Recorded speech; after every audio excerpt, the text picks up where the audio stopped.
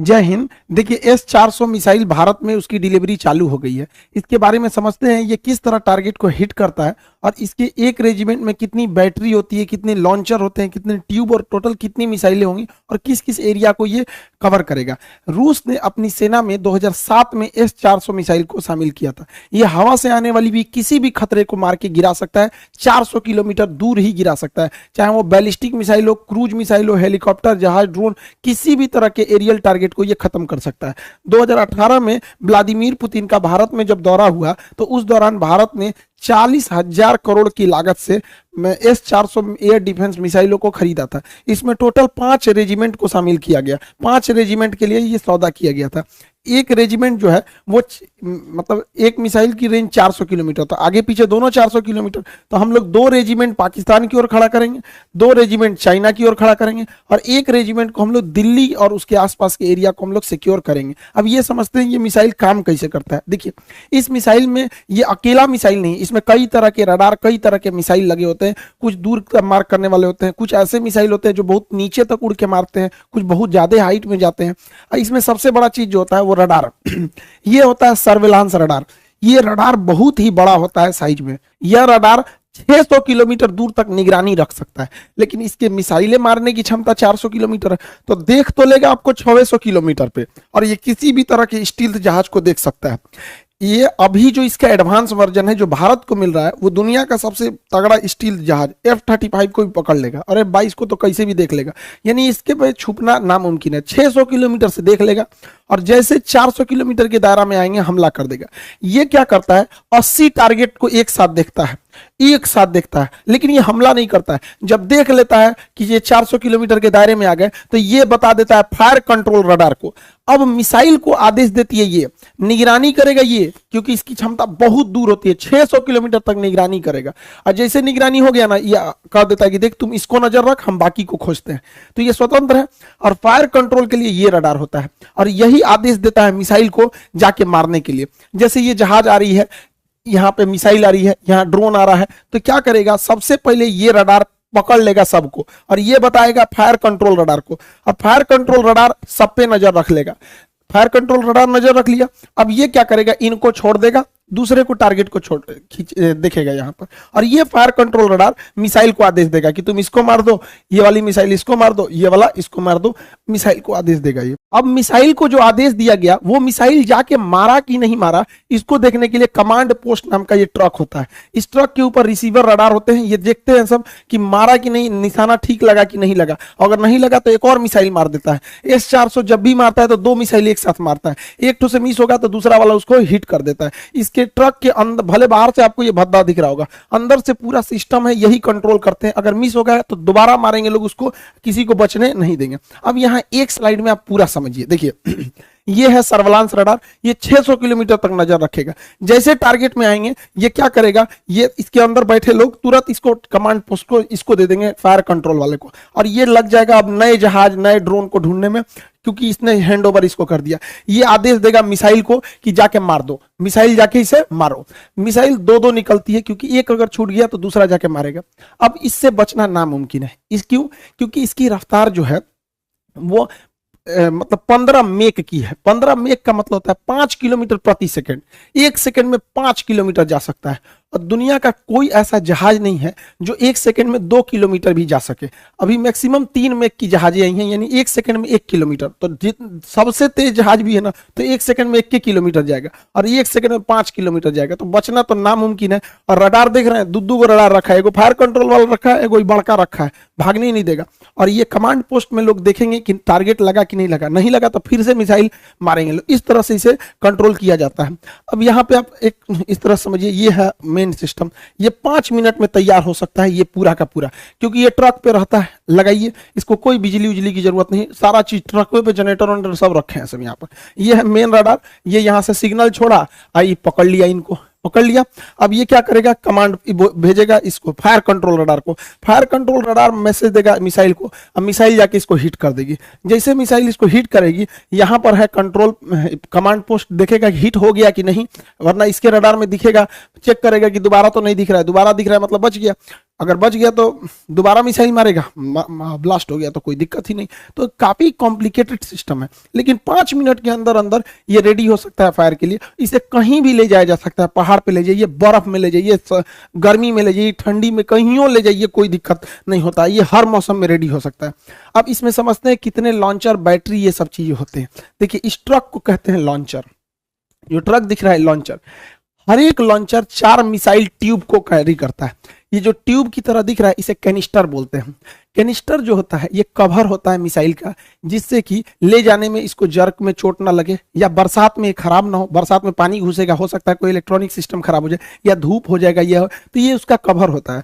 तो ट्यूब, इस ट्यूब कहिए या कैनिस्टर कहिए। तो एक लॉन्चर में टोटल 4 ट्यूब यानी 4 कैनिस्टर होते हैं। आप सिंपल भाषा में समझिए तो 4 गो मिसाइल होता है एक लॉन्चर में। यहां अगर आप ध्यान से देखेंगे तो 4 गो लॉन्चर दिख रहा है, 1 2 3 4 लॉन्चर दिख रहा है। अब बात समझिए ध्यान से, 4 लॉन्चर मिलाकर, जब कभी भी 4 लॉन्चर मिला दिया जाता है, 1 2 3 4 लॉन्चर मिला देते हैं तो उसे बैटरी कहते हैं। ये टेक्निकल चीजें होती हैं आर्टिलरी की, ध्यान समझिएगा। एक बैटरी में 4 लॉन्चर हो गए, सब संख्या तो ऐसे ही बढ़ गई। अब आपसे हम पूछते हैं, ध्यान से देखिए, यहां 4 लॉन्चर है तो ये भी एक बैटरी, यहां भी 4 लॉन्चर है तो ये भी एक बैटरी। टोटल आपको कितनी बैटरी दिखाई दी? अब दिख गई 2 बैटरी दिख गई। कितनी बैटरी? 2 बैटरी। 2 बैटरी को जब एक साथ मिला देते हैं तो उसी को एक रेजिमेंट कहते हैं या एक बटालियन कहते हैं। तो एक बटालियन में टोटल 2 बैटरी, हर बैटरी में 4 आपको लॉन्चर मिलते हैं, 4 लॉन्चर मिलता है। हर एक लॉन्चर में आपको 4 मिसाइलें होती हैं। अब इसको आप कंफ्यूज हो गए होंगे, इसको अच्छे से इत्मीनान से समझिए। यहाँ पे जो एक रेजिमेंट होता है, एक रेजिमेंट में 2 बैटरी होती है, हर बैटरी में 4 लॉन्चर होता है और हर लॉन्चर के अंदर 4 मिसाइलें होती हैं। एक रेजिमेंट 2 बैटरी, हर बैटरी में 4 लॉन्चर और हर एक लॉन्चर में 4 मिसाइलें होती हैं। यानी ओवरऑल हमको मतलब है मिसाइलों से कि एक रेजिमेंट में कितनी मिसाइल होगी। तो चलिए हम लोग मिसाइल निकालते हैं। तो एक रेजिमेंट में 2 बैटरी है, एक रेजिमेंट में 2 बैटरी और एक बैटरी में 4 लॉन्चर, एक बैटरी में 4 लॉन्चर। तो बताइए 2 बैटरी में कितने लॉन्चर हो जाएंगे? 8 लॉन्चर हो जाएंगे। 2 बैटरी में कितने लॉन्चर हो जाएंगे? 8 लॉन्चर। सिंपल सा तो मैथ है, कोई बहुत बड़ा तो है नहीं। 8 लॉन्चर, और यहां 8 लॉन्चर मिल गया। अब आपको पता है कि हर लॉन्चर में यानी हर ट्रक पर, हर लॉन्चर में 4 मिसाइलें हैं। तो यहाँ पे टोटल कितने लॉन्चर हैं? 8 लॉन्चर हैं। तो मिसाइल कितने होगा? 8 चौक को 32 मिसाइल होगी। यानी एक रेजिमेंट है तो 32 मिसाइलें फायर करने के लिए तैयार है एक रेजिमेंट में। और भारत ऐसा 5 गो रेजिमेंट खरीद रहा है, तो 32 में 5 का गुणा करेंगे तो 160 गो मिसाइल रेडी टू फायर होंगी। 160, और हर मिसाइल का रेंज 400 किलोमीटर। तो पूरे एरिया को सेव कर लेंगे सब यहाँ पर। इसके अलावा भारत 1000 एक्स्ट्रा मिसाइल खरीद रहा है। अब आप कहेंगे एक्स्ट्रा क्यों? तो आप बंदूक खरीदते हैं एगो, अब गोली खरीदते हैं ज्यादा। तो भारत भी तो लॉन्चर खरीदा है, कितना टोटल लॉन्चर? 8 गो। तो लॉन्चर तो भाई लॉन्चर का रहे 8 नहीं, लॉन्चर टोटल मिसाइलें जो हैं लॉन्चर के साथ 160 गो हैं मिसाइलें, ट्यूब है। जब वो फायर कर देंगे तो उसके बाद क्या दिक्कत है? वहां पे ट्यूब बदल देंगे। जैसे देखिए यहाँ समझिए, ये आपको पूरी 1 लॉन्चर, 2 लॉन्चर, 3 लॉन्चर, 4 लॉन्चर, यानी एक बैटरी हो गया। मान के चलिए ये फायर कर दिया तो खाली हो गया, तो रूस थोड़े जाना होगा। 1000 हम लोग एक्स्ट्रा लाए हैं, इसे जेसीबी लाएंगे फिर लाद देंगे, उस पर फायर करेगा। जैसे बंदूक खरीदते हैं, इतना गोली खरीद लेते हैं, बंदूक खत्म हो गया फिर गोली भर दीजिए। तो एक्स्ट्रा गोली रखते हैं ना, तो हम लोग एक्स्ट्रा 1000 मिसाइल रखे हैं। सोचिए कितना तगड़ा सिस्टम हो जाएगा ये पूरा सिस्टम। ये S-400 सिस्टम किसी भी दूसरे देश से अब तक दुनिया में इससे तगड़ा कोई नहीं है। इसकी सबसे बड़ी खासियत क्या है? ये वर्टिकल लॉन्च करता है, यहाँ से मिसाइल निकलेगा। अब ये स्वतंत्र है किसी भी डायरेक्शन में जाने के लिए, इधर भी चला जाएगा, इधर भी चला जाएगा, सीधे भी चला जाएगा। वही अगर अमेरिका का थर्ड की बात करेंगे या फिर पेट्रियट मिसाइल की, तो ये वर्टिकल है, ये इस तरह तिरछा झुकी रहती है, तो इधर ही मार सकती है। उधर मारने के लिए उस साइड में ट्रक लगाना पड़ेगा। तो एक तो सबसे पहला ड्रॉबैक इसका ये हो जाता है। भारत को ये जो मिला है ये सबसे लेटेस्ट वर्जन मिला है। S-400 लेटेस्ट वर्जन भारत को मिला है, जबकि चाइना को भी रूस ने S-400 दिया है, लेकिन S-400 चाइना के पास नहीं है। पैसा लिया गया है S-400 का। चाइना चूंकि MTCR का सदस्य नहीं है, मिसाइल टेक्नोलॉजी कंट्रोल रिलम का सदस्य भारत है, चाइना नहीं है। जो इसका सदस्य नहीं रहता है उसे आप 300 किलोमीटर से ज्यादा मारक क्षमता की मिसाइलें नहीं दे सकते हैं। तो रूस जो उसे S-400 दिया है, तो पैसा लिया है S-400 का, अब मिसाइल दिया है S-300 ही मिसाइल दिया, तो उसकी मिसाइलों की क्षमता 300 किलोमीटर है, हम लोग की मिसाइलों की क्षमता 400 किलोमीटर, क्योंकि हम लोग जो है MTCR के हैं। दूसरा, उसका 2010 वाला मॉडल है, हम लोग का 2021 वाला 20 वाला मॉडल है, एकदम लेटेस्ट। तो ऑटोमेटिक आप सोचिए ना, 10 साल पुराना मोबाइल और अभी के मोबाइल में कितना चेंजिंग आ जाएगा। तो हम लोग एकदम लेटेस्ट है।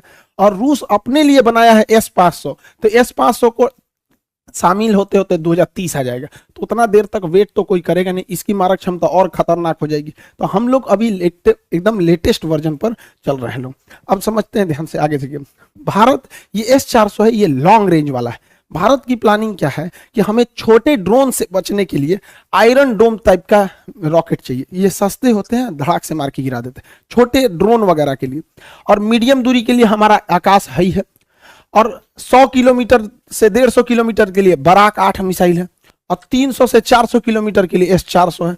अतः अब हम लोग 4 लेयर सिक्योरिटी में, छोटे मोटे ड्रोन, फिर 30 किलोमीटर के लिए आकाश, 100 से 150 किलोमीटर के लिए बराक, और 150 किलोमीटर से ज्यादा के लिए S-400 मिसाइलें, हम लोग पूरी तरह से सेफ हो जाते हैं।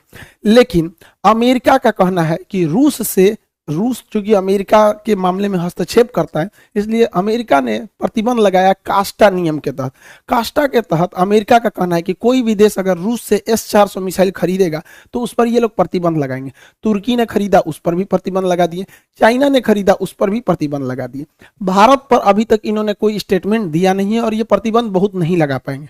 हमारे पास 2 लॉजिक है। पहला, ये सब चोमू सब बकलोलवा पाकिस्तानिया, ये आए दिन खुलेआम धमकी दे, मंत्री है बैलाई, बिना बरस के लिए झांक रहा है इसे।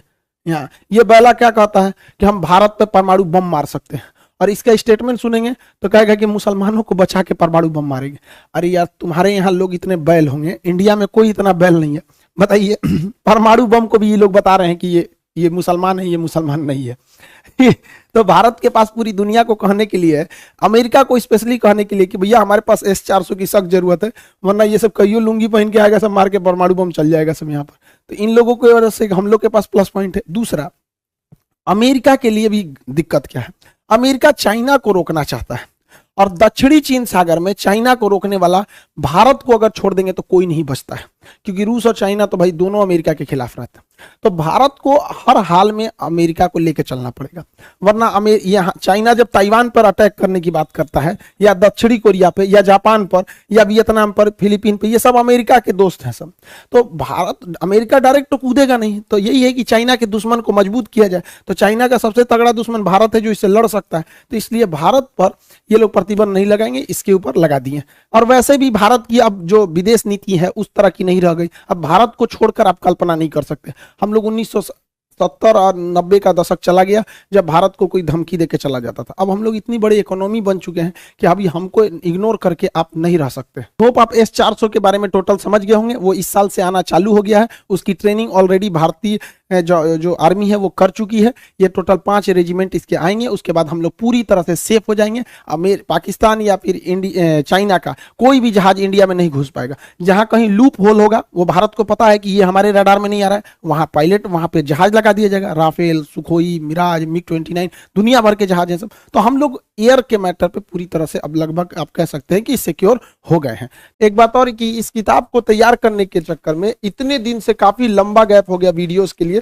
तो आप देखे होंगे, देखिए इस किताब में मेहनत क्या क्या था। ये 30 सालों का टोटल साइंस का क्वेश्चन है, 15,000 से ज्यादा इसमें क्वेश्चन शामिल किया गया है। और ये 1990 से 2021 तक जितने एग्जाम हुए, उन सारे एग्जाम में जितने भी फिजिक्स, केमिस्ट्री, बायोलॉजी और इन्वायरमेंट से जितने क्वेश्चन पूछे गए, 15,000 क्वेश्चन को रखा गया। ये यूनिक बुक है, इसको हम समझाते हैं क्योंकि जब हम लोग पढ़ रहे थे तो एक तरह की समस्या फेस किए थे। जैसे इसमें चैप्टर वाइज क्वेश्चन है, तो एक फिजिक्स का चैप्टर है यूनिट एंड डायमेंशन, मात्रक है। तो पहले क्या होता था किताबों में ना कि एक यूनिट एंड डायमेंशन चैप्टर हो गया, अब जितने एग्जाम में क्वेश्चन पूछे हैं वो सारा वहां दे देता था कि ये एसएससी में पूछा, ये रेलवे में पूछा, ये एनडीए में पूछा। अब जो रेलवे की तैयारी कर रहा है वो क्यों देखने जाएगा कि एनडीए में क्या पूछा, तो एक कॉमन होना चाहिए ना उसमें। तो हम यहाँ पे चैप्टर वाइज भी सजा दिए हैं और एग्जाम वाइज भी सजा दिए हैं। अब देखिए ये चैप्टर का नाम है मात्रक हो गया यहाँ पर। अब इसमें एग्जाम में स्टेट लेवल में कौन कौन सा क्वेश्चन पूछा था, तो अभी आप पढ़िएगा तो इसमें केवल स्टेट लेवल का आगे लिखा भी है, हरियाणा स्टेट लेवल में क्या था, इसमें क्या था, राजस्थान में, बिहार में, हर तरह का। तो इस वाले हिस्सा में यूनिट एंड डायमेंशन चैप्टर से केवल स्टेट लेवल का पूछेगा। अभी चैप्टर खत्म नहीं हुआ है, यूनिट एंड डायमेंशन ही है।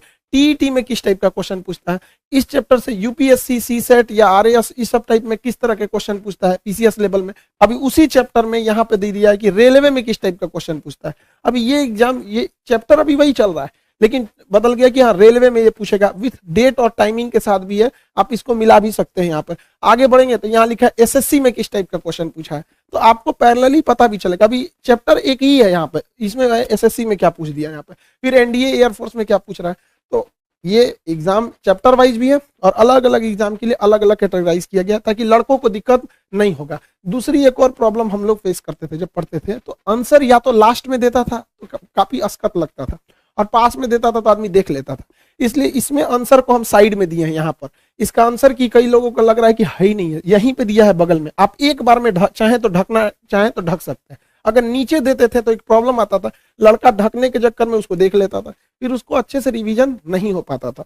अभी यहाँ है कि इसका प्राइस के चक्कर में, देखिए अभी कोयले की शॉर्टेज थी, इसको लेकर कई सारी चीजें महंगी हो गई थी, तो पेपर भी काफी महंगा हो गया था। तो इस बार भी हम लोग पूरी कोशिश की है कम से कम रखने की। पेज 616 पेज की किताब है, 15,000 क्वेश्चन 1990 से लेकर 2021 तक का, यहाँ 15,000 क्वेश्चन 30 सालों के 180 रुपए में आपको मिल जाएगी। अगर आप दूर दराज के नहीं है, मतलब ठीक ठाक है, आप मतलब पटना में 180 में इजीली आपको अवेलेबल मिल जाएगा। ये किताबें आपका हर जगह भेज दिया गया इस किताब को, आप इसको जितना जल्दी ले लेंगे, वरना शॉर्ट हो जाएगा तो फिर दिक्कत आ जाएगा। आई होप आप सब समझ गए होंगे। मिलेंगे नेक्स्ट क्लास में। जय हिंद।